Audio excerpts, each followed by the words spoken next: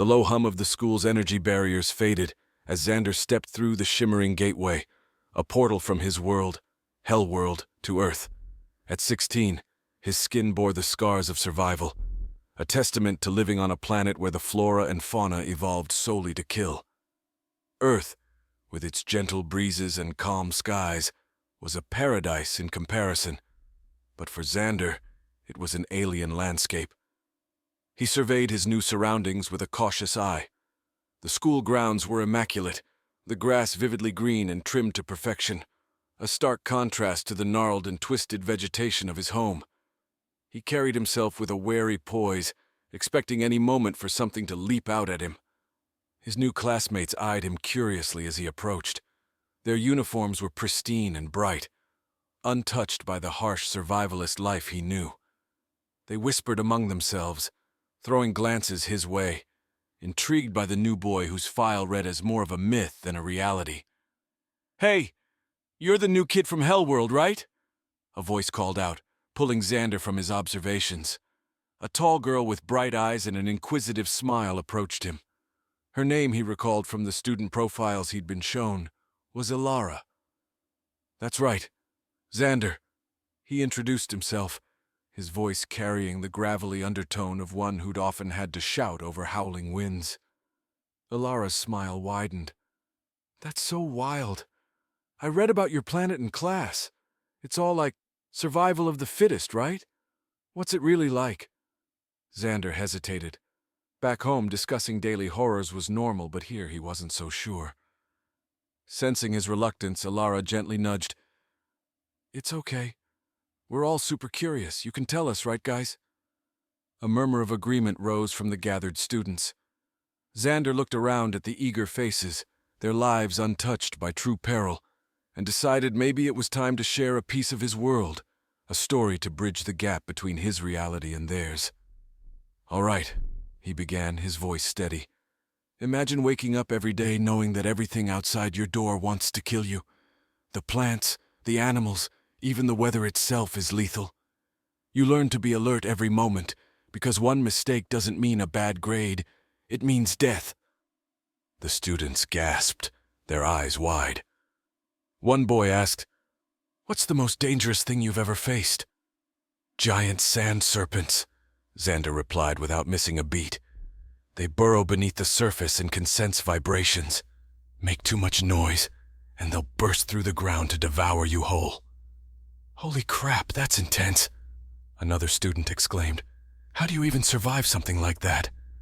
Xander shrugged, a thin smile on his scarred face. "Stay quiet, stay smart, and always carry a weapon." The bell rang, signaling the end of break, and the students reluctantly started moving towards their classes. Ilara stayed behind for a moment longer. "Thanks for sharing, Xander. It must be tough being so far from home." "It is," he admitted, "but maybe in telling these stories I can make it a little less daunting." Ilara nodded, her gaze filled with a mix of awe and sympathy. "Well, I think you're going to have a lot of people here willing to listen." As Xander watched her walk away, he felt a small weight lift off his shoulders. Perhaps Earth could be more than a sanctuary. Maybe it could be a place to heal. And so, amidst the alien landscape of an Earth high school, Xander began to weave his tale of survival, bringing a piece of Hellworld to a crowd of fascinated listeners, unaware of how much his stories would change them. In the following weeks, Xander became a fixture in the school's social tapestry. Each day during lunch, he held court on a secluded patch of grass, recounting another harrowing experience from Hellworld. His classmates, once mere acquaintances bound by routine and familiarity, now hung on every word he uttered, their meals forgotten as they pictured the alien horrors he described. One brisk morning, as leaves tumbled across the quad, Xander decided to delve deeper into the flora of Hellworld, which seemed to pique the greatest curiosity. "The trees on Hellworld, they're not like the ones here," he started, noting the attentive silence. "They're sentient, capable of moving from place to place. They hunt." "Trees that hunt?" A skeptical voice piped up from the back. It was Jonah, a science enthusiast who prided himself on his skepticism. "Yes, they're called strider trees. Imagine this, a tree as tall as a two-story house slowly walking on root legs. It detects heat and vibrations, and when it senses prey, it can move surprisingly fast. A collective shiver ran through the crowd. Xander smiled slightly. Their reactions always encouraged him to embellish just a bit more. One time I was out scouting with my sister, Mara. We were tracking a herd of grazer beasts and didn't notice a strider tree had picked up our trail. "What happened?" Ilara asked, leaning forward. "We barely escaped. Mara tripped over a root and the tree was nearly upon her. I had to use a fire starter to scare it off. It detests fire, retreats at the first whiff of smoke." Xander's hands animated the scene, sparking vivid imagery in his listeners' minds. Jonah frowned, skeptical. "But how do you avoid them if they're everywhere?" "That's just it, Jonah. You don't always avoid them. Sometimes you just have to run faster than the person next to you," Xander replied, a hint of darkness in his tone. The bell rang, cutting through the tension that had built up. The group disbanded, thoughts swirling with images of predatory trees and narrow escapes. In the classrooms, whispers of Hellworld mingled with lessons on Earth's biology, the contrast stark and unsettling. Later that day, as Xander retrieved books from his locker, Ilara approached him. Her expression was contemplative, her usual brightness tempered with concern. "Xander, the stories you tell, are they all true?" He paused, considering how much to reveal. "Mostly. Sometimes I enhance the details to make them more engaging. But the danger is real. That's no exaggeration." Ilara nodded, processing his words. "It must have been a relief to leave it behind." "It was. But you know what's strange?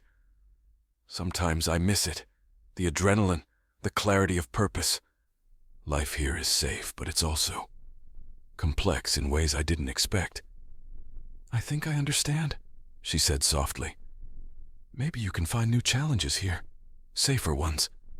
Xander closed his locker, a thoughtful look crossing his features.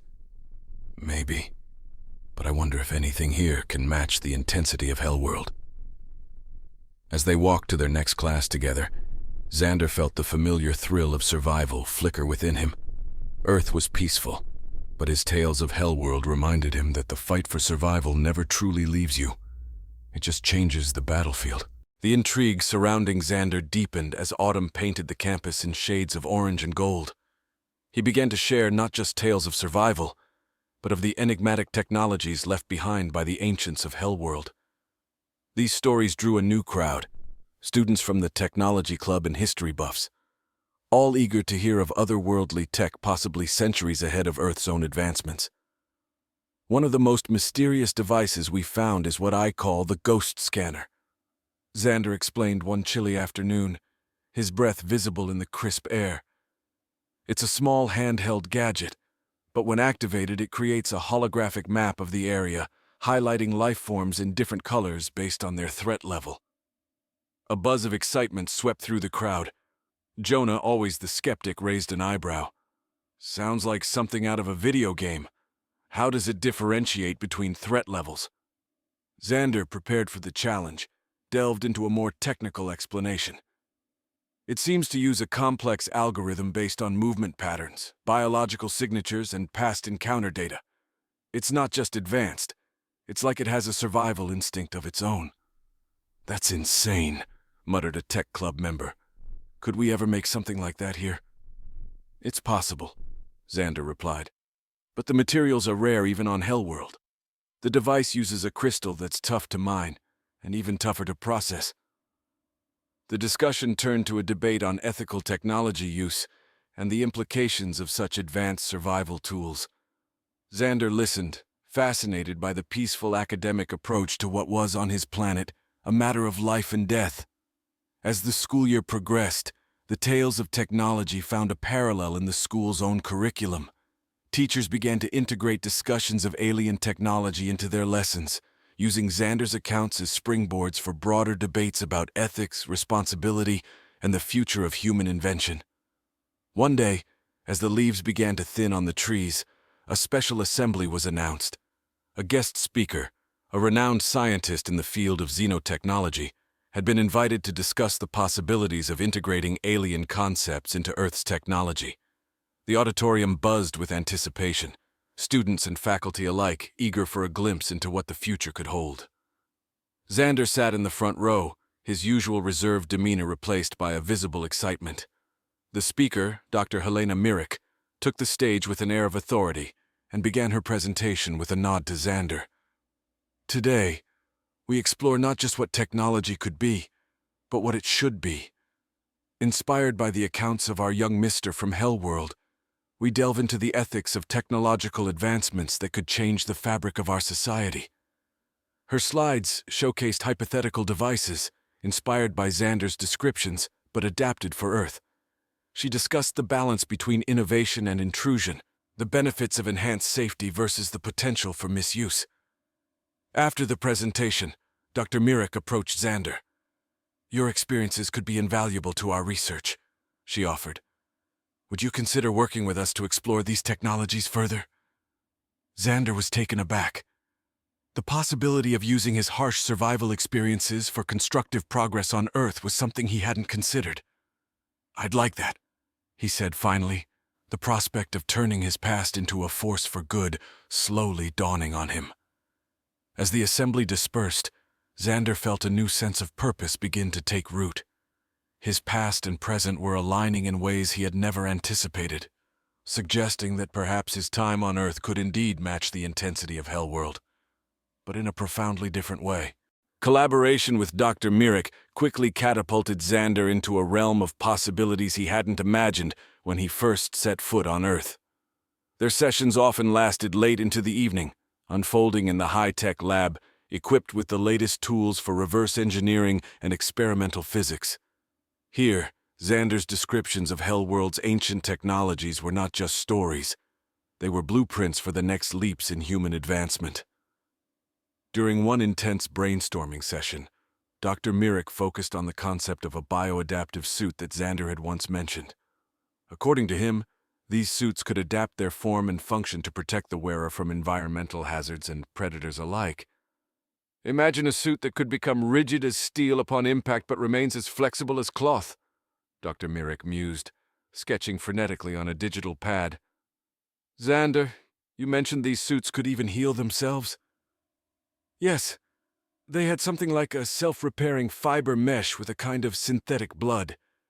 If punctured, the fibers would swell, clot, and mend the breach," Xander explained, his hands tracing the air as if he could draw the technology into existence. "Fascinating," Dr. Mirik whispered, her eyes alight with ideas. "We could integrate nanotechnology with a hydrogel-based system.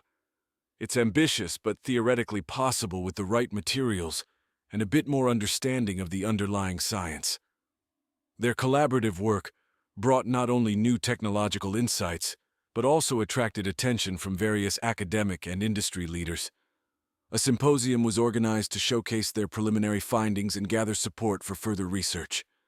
Xander, initially hesitant, found himself preparing to speak not as a survivor, but as an innovator. At the symposium, surrounded by eager faces from sectors as diverse as defense, medicine, and environmental science, Xander took the stage. The auditorium, filled with the hum of conversations about potential applications of the adaptive suit, quieted as he began to speak. "On HellWorld, every day is a battle against the environment itself. The bioadaptive suit wasn't just equipment, it was a survival tool, essential as water. Here we have the opportunity to transform that concept for peaceful purposes. To protect firefighters, to enhance mobility for the disabled, or to shield construction workers from accidents." As he spoke, the initial awe of the audience transformed into a palpable excitement. Questions flew fast and furious once he concluded, ranging from technical inquiries about the materials used to ethical considerations about accessibility and misuse. In the weeks that followed, the project received substantial funding. A dedicated team was formed, and Xander found himself at the center of a whirlwind of activity. He was no longer the alien from HellWorld, he was a pioneer in a new frontier of Earth technology. One late evening, while reviewing data with Dr. Mirik in the lab, a sense of accomplishment mixed with a touch of melancholy washed over him. "Dr. Mirik, do you think we're ready to actually test these theories?" To build something real? Dr. Mirek looked at him, her expression serious yet filled with an unmistakable spark of enthusiasm. I think we're beyond ready. Let's build the prototype. Let's see if we can make your past help shape a safer future. Together they turned back to their consoles, their screens aglow with designs and formulas, each line and curve bringing them closer to turning a tale of survival into a tool for salvation. As Xander input the final simulation parameters, he realized that every echo of his former life on Hellworld resonated through these halls, not as echoes of danger, but as whispers of hope. Months of rigorous testing and development had brought the project from theoretical sketches to tangible reality. The prototype of the bioadaptive suit, dubbed the Protean Shell, was finally ready for its first real-world trial. The lab buzzed with a mixture of tension and excitement as the team prepared for a demonstration that would either validate their efforts or send them back to the drawing boards. Xander suited up, the fabric of the Protean Shell clinging to him like a second skin. Sensors embedded within the suit lit up as they initialized, mapping his physiological responses and adapting to his movements. Dr. Mirek supervised the final checks, her face a mask of concentration. All systems are green. Remember, Xander, start with basic maneuvers and then move to the environmental simulations. We need to test its responsiveness under different conditions, Dr. Mirek instructed, her voice steady over the comm link. Nodding, Xander began with simple stretches and jumps, each movement fluid and unencumbered by the suit. Gradually, the tests escalated in complexity and intensity, simulating high-impact scenarios in extreme environmental conditions. Artificial rain, wind, and even debris were hurled at Xander, mimicking the hostile environment of Hellworld. Initiating thermal adaptation sequence, one of the technicians announced. Heat lamps flared to life, the temperature in the testing chamber skyrocketing. Xander felt the suit's fibers tighten and the cooling system kick in, a wave of relief as it counteracted the intense heat. It's working.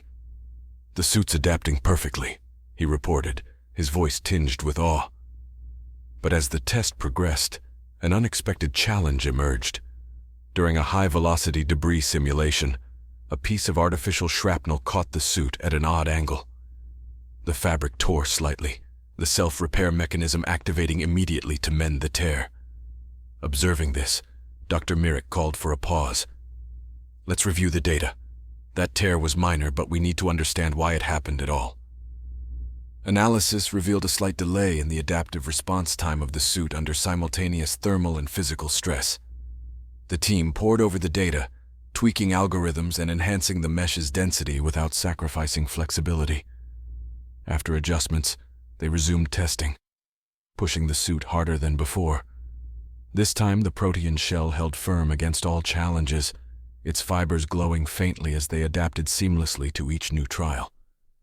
The successful demonstration marked a significant milestone, not only for Xander and Dr. Mirek, but also for the potential applications of their technology.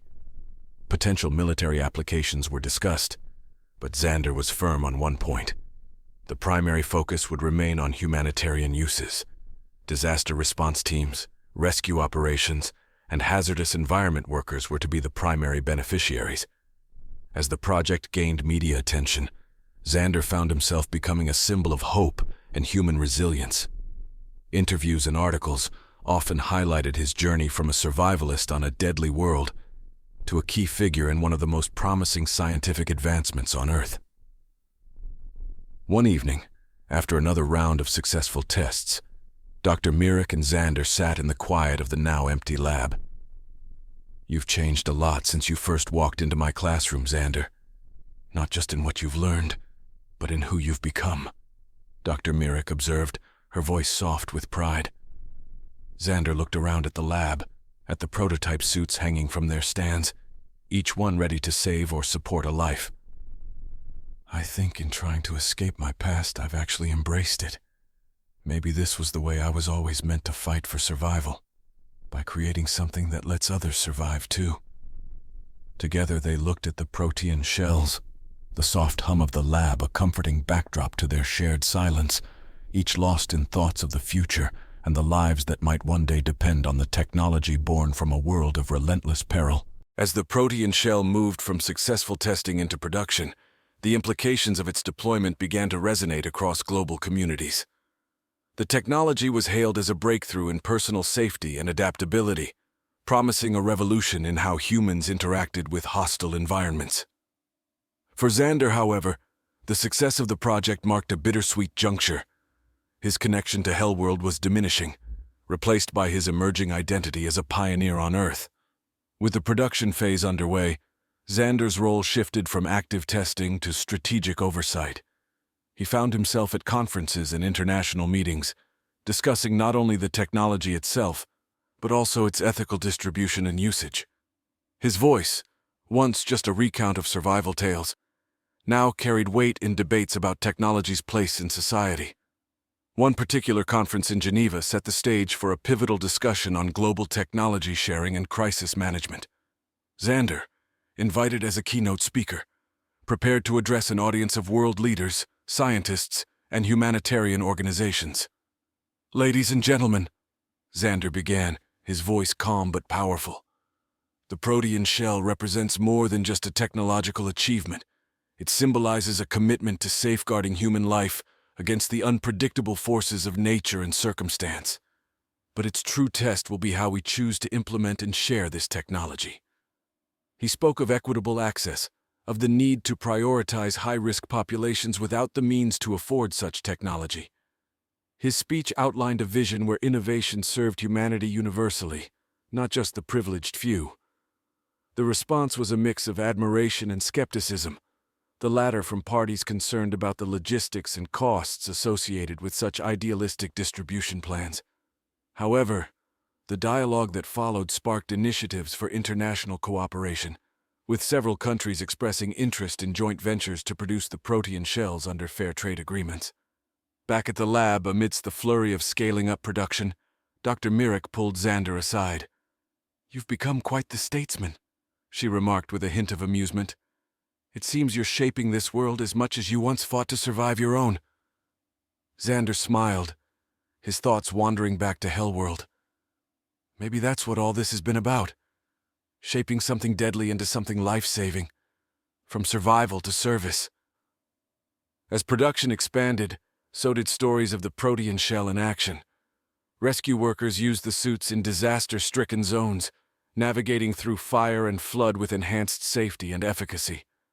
Workers in hazardous industries reported fewer injuries, and explorers ventured into previously inaccessible natural wonders.